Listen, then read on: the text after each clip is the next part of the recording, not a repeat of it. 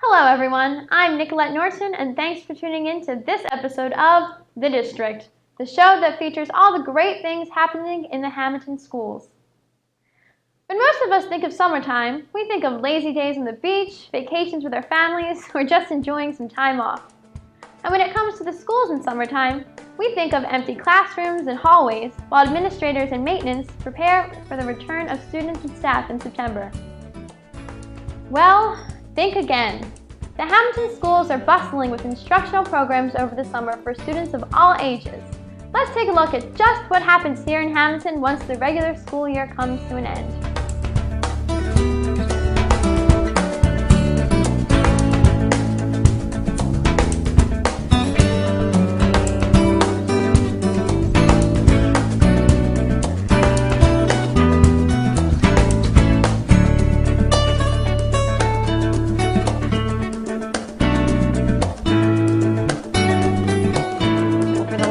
We've offered AP classes in the summertime to help the kids get started before September. If you know that the testing is in May, that leaves us an extra month where we don't have the students. So by starting in the summer, they get that month ahead of time and we can cover more material. We have 9 AP classes that we offer here. So there's 9 different teachers here with 9 different classes. Some of the classes are extremely large, so I know we have over 150 students participating this summer. The nice thing about this is they get basically a month's worth of material in. So when they start in September, they've already been here a month. So it's really helped our kids, and our scores have definitely shown improvement. We credit him with atomic theory. He sort of got the ball rolling here, and most of his postulates have been proven to be false for one reason or the other, and we can break that down, especially once we go through like nuclear chemistry and chemical bonding and isotopes and that kind of stuff, because you'll see that's where his theory sort of gets off the track. But he didn't know about any of that. It didn't exist to him at that time. So over the course of the summer, we try to get an introduction in, with some of the basic concepts they've learned last year, just to solidify some of that stuff so that when we get into the new stuff for AP Chem, they're just more familiar with the fundamental things. We have a whole college first year of chemistry to cover basically from now until May. So any extra time in the summer gives us just enough time to finish everything we want to do, make sure we're prepared for the AP exams.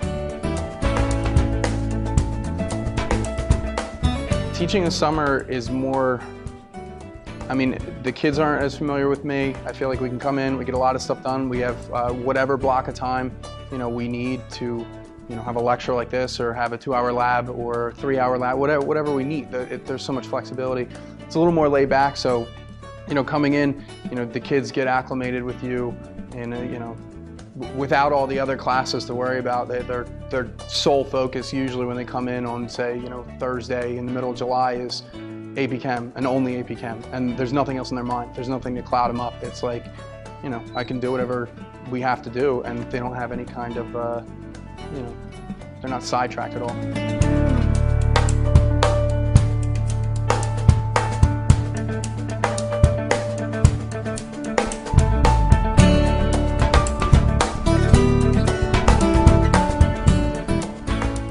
The Gloucester County Special Services School District Migrant Education Program, and we actually provide migrant education services for the 9 southern counties in the state of New Jersey. This is a federally funded program, and the funds flow through the Department of Education, the New Jersey Department of Education.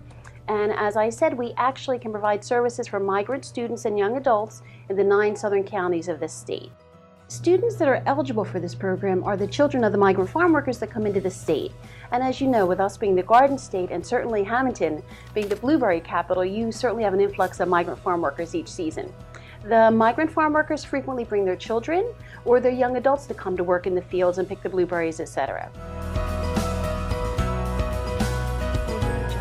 If I'm a migrant student, I might start my school year in August in Florida, and then my family moves to Georgia in October to pick a different crop.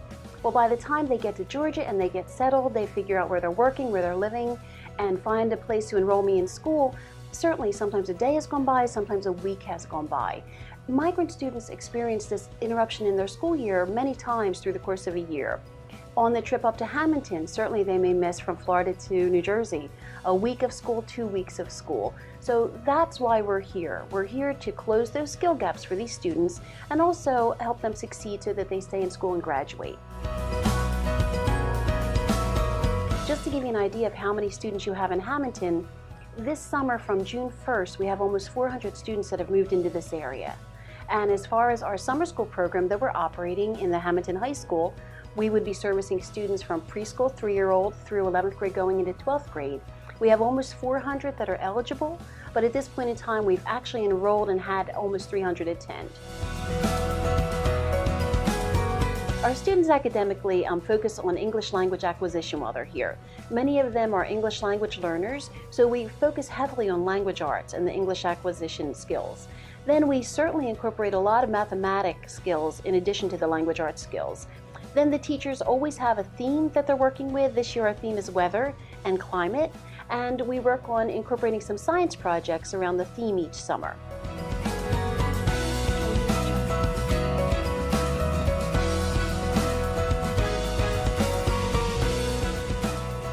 All right, guys, so let's go over our journal topic for today. Okay, so tell me which item, or I know Kimberly did a family member, so which item or person is important to you and why this item or person is so special to you. First thing I do is writing, so I give them a journal prompt. They have their blue books that they use for their journal, and they answer the prompt. We go over it. Oh, that's sweet. Your baby sister. How old's your baby sister? Aw, I didn't know you had a baby sister. You have a baby sister who's 2 days old?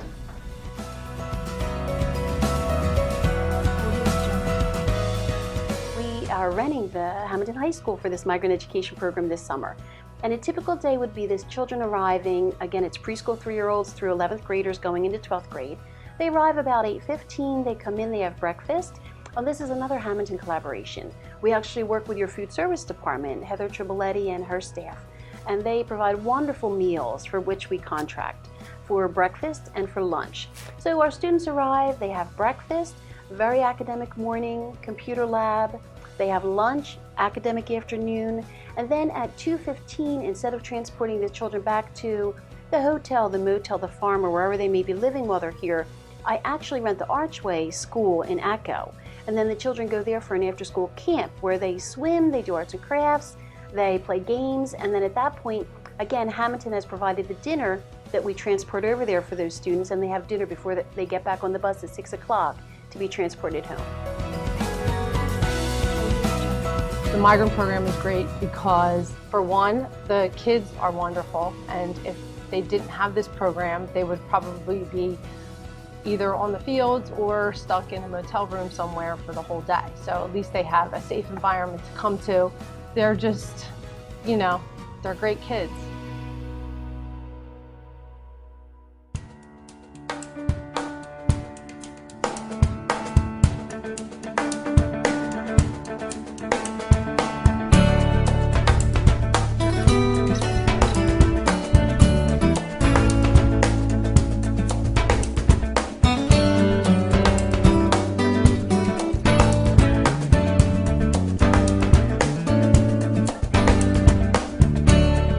Project Enrich is a Title I funded program. It includes Hamilton Middle School students, and this is the second year that we have students from 6th grade going into 7th grade and 7th grade going into 8th grade. We have over 120 students. We have 70 students going into 7th grade and 50 students going into 8th grade. There are 16 teachers, and they run the gamut of all different subject areas. We have math, science, language arts, team building, cooking. We have a cross-curricular approach. We have various subject areas. Math, they do activities like fantasy baseball and the stock market. In science, they're doing daily experiments. We had tree rings being studied in one activity. Cooking, they've cooked crepes, pancakes, and they prepare for the end of the year luncheon that we have for the parents and special guests. Technology, they're using the ST Math online program. Language arts, they're looking at the Hamilton Middle School One book, which is Rules by Cynthia Lord. And with team building, they have weekly activities that work on problem solving and activities that test their communication skills.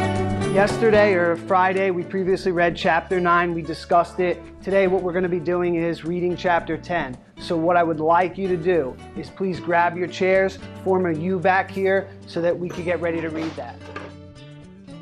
One thing I want to ask you is, let's compare and contrast our protagonist, Catherine, her bedroom, and let's compare and contrast it to Christy, her neighbor's bedroom, because Cynthia Lord does a great job really going into detail about both of them.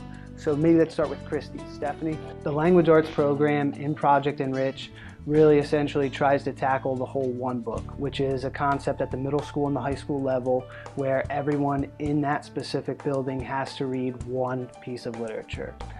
The book this year is Rules by Cynthia Lord. So here for Project Enrich for the middle school students, 6th, 7th, and 8th graders, our task is essentially to read and help them develop a stronger understanding for the novel so when they return to school in September, they can be successful on the test. And another key concept is that this book is being taught in cross-curricular. So you have it being taught in science, social studies, as well as mathematics. So it's really pertinent that they do develop an understanding for the novel, and our job is to help them do that.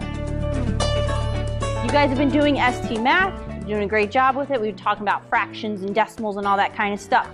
The big picture is this. Last summer we did a really cool activity with Mr. Thompson where we made miniature versions of ourselves and then we made an iMovie to tell the plot of our summer book, our one book. So we are moving in that direction, but to get us ready for that, we have to review what we know about fractions and decimals and percents. So today what we're going to be doing is we're going to be making this fraction sundae here, where you're going to make your own ice cream sundae with whatever flavors you want, and then tell me what fraction of your sundae is mint chocolate chip. Make that then a percent, make it a decimal, and that will lead us to proportions, which will bring us to making our mini-me's. Before we do that though today, what's the first thing we usually do when we get in here? Not ST Math just yet, stocks. Let's head on to the computers, let's check our stock, and then come right back to the table so we can start our fraction Sundays. For Project Enrich in the summertime for math, the students are bringing in real-world concepts into the classroom. We're spending time on projects that we don't necessarily have time for in the school year. We're checking the stock market. We're implementing a new program, ST Math, that the students are totally engaged, totally in love with. And we're just reinforcing their basic skills so we can go further in the classroom in the fall. Project Enrich is an excellent program because in the summertime we get to bring the students in and show them that math can be cool, that we can do a lot of fun things. It's not always tests and quizzes and notes and homework. There's so many real-world applications for what we're doing, and in the summer we have that opportunity to actually go further and show them. Today I'm going to introduce to you how to make a homemade pizza dough. And the first thing you start with is nothing but basic ingredients: flour, sugar, yeast, salt, a little bit of olive oil, and a whole lot of spices if you want to add it to that. Now what's going to happen is this yeast, okay, is going to start to bubble. Now if your yeast does not bubble, okay, that means we killed it. And we don't want to kill yeast. So this takes about maybe 5 minutes to do, and we call this blooming. When the Project Enrich kids come in for cooking, they get the opportunity to actually learn how to cook everything from scratch. The one thing that's most important is that we apply academic, like math, skills into their cooking. It's a lot easier to learn those basic skills if you're applying them to something that you enjoy and something that's fun. They also get the opportunity to have a garden out back that was funded from the HEF Foundation, and we actually get to go out there and see where all the fresh herbs and vegetables come from, and we actually use them in some of our cooking. You know, it's a good thing for kids to do this in the summer because, you know what, it keeps them fresh. I think it keeps them going. It's a lot more relaxed atmosphere, so when they come in, they can have a lot more fun. They don't have like that everyday grind that they have like a lot of classes. They can actually just focus on a couple different areas that they need help with.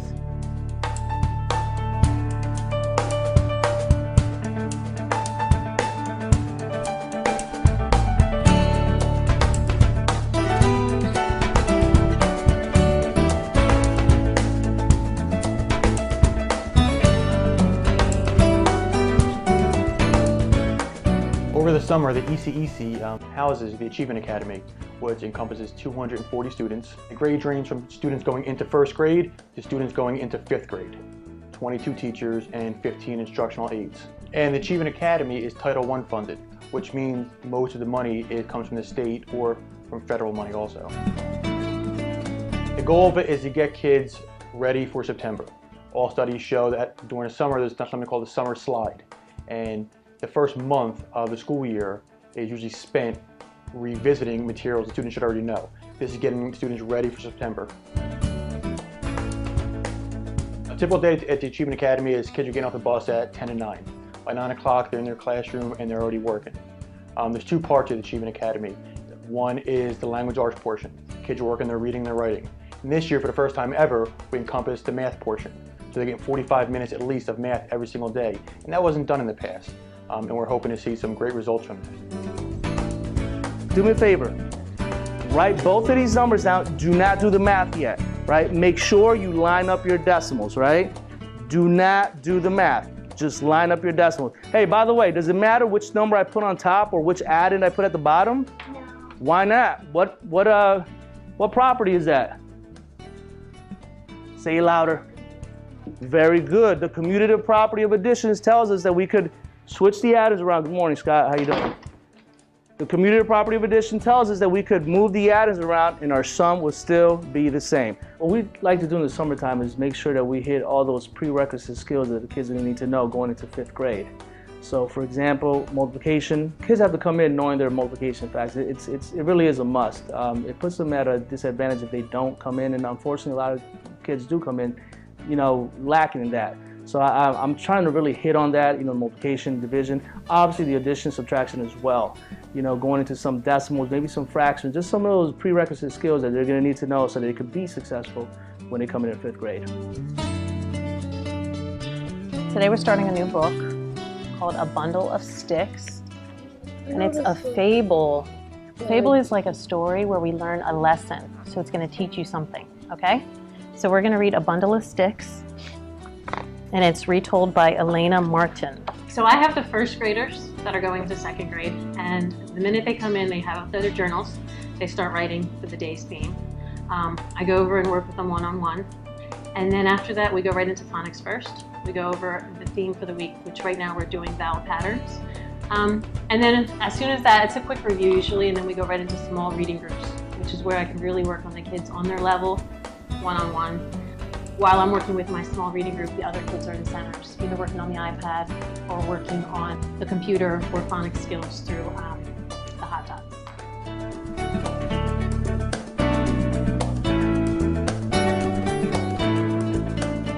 The Achievement Academy has gotten these kids ready for a great September in both reading and math. Just like the other programs that have been working hard this summer, AP courses, Project Enrich, and the Migrant Educational Program has gotten these kids ready to start off the school year on the right foot.